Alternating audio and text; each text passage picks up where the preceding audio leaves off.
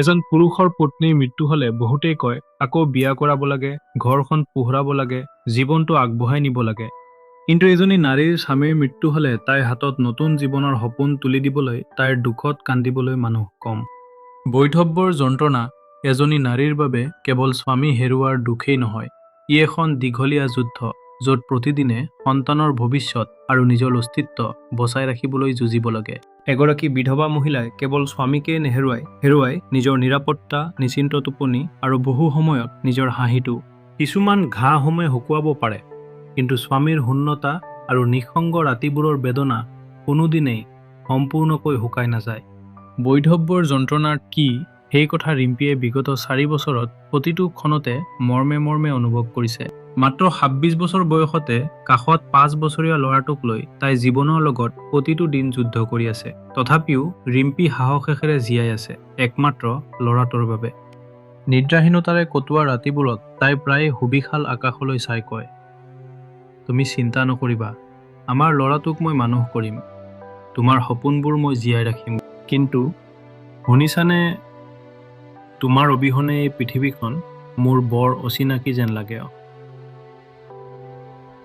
এসময়ত সিহঁতৰ সৰু সংঘৰ্ষখন সুখেৰেই চলি আছিল।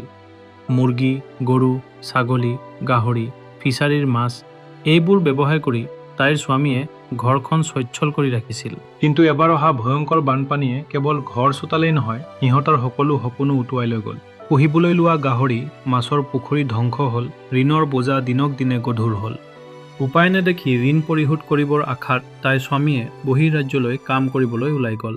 কিন্তু কোনেও ভবা নাছিল, যিজন মানুহে উপাৰ্জন কৰিবলৈ বহিঃৰাজ্যলৈ গৈছিল সেইজন এদিন মৃতদেহ হৈ চোতালত আহি পৰিব বুলি। স্বামীৰ মৃতদেহটো চোতালত নমাই দিয়াৰ লগে লগে ৰিম্পীৰ বুকু ফাটি ওলাই অহা চিঞৰ আজিও বহুতে পাহৰিব পৰা নাই।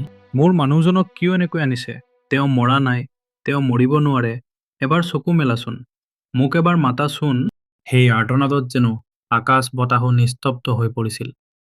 কিন্তু মৃত্যুৱে কাৰো কান্দোন নুশুনে। তাৰ পিছত আৰম্ভ হ'ল ৰিম্পীৰ আন এক যুদ্ধ, এজনী বিধৱা নাৰীৰ যুদ্ধ।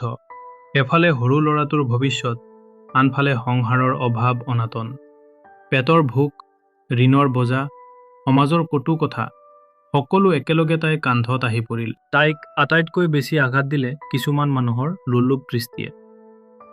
দিনত সহায়ৰ কথা নোকোৱা বহু মানুহে নিশা দুৱাৰত আহি টকা, খোৱা বস্তু বা সহায়ৰ নামত তাইৰ অসহায় অৱস্থাৰ সুযোগ ল'ব বিচাৰে। কিন্তু ৰিম্পীয়ে নিজৰ আত্মসন্মান কেতিয়াও বিক্ৰী নকৰে। প্ৰতিদিনে ৰিম্পীয়ে নিজৰ ভৰপূৰ দেহটোক কেৱল কাপোৰেৰে নহয়, সাহস, সাৱধানতা আৰু আত্মসন্মানেৰে ঢাকি ৰাখে। কাৰণ তাই জানে, এই সমাজত কিছুমান মানুহৰ বাবে এজনী বিধৱা নাৰী মানুহ নহয়, কেৱল এটা সুযোগ।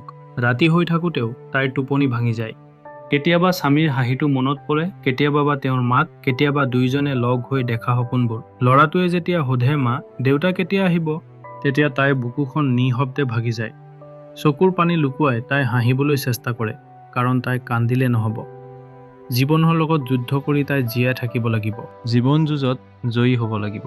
তাই বিধৱা হোৱাটো কোনো নাৰীৰ পৰিচয় নহয়, সেয়া তেওঁলোকৰ জীৱনৰ এক নিষ্ঠুৰ অধ্যায়হে। সমাজে যদি তেওঁলোকৰ মনোবেদনাখিনি বুজিবলৈ চেষ্টা কৰে, তেন্তে ৰিম্পীৰ দৰে বহুতৰ জীৱন অলপ হ'লেও সহজ হ'ব।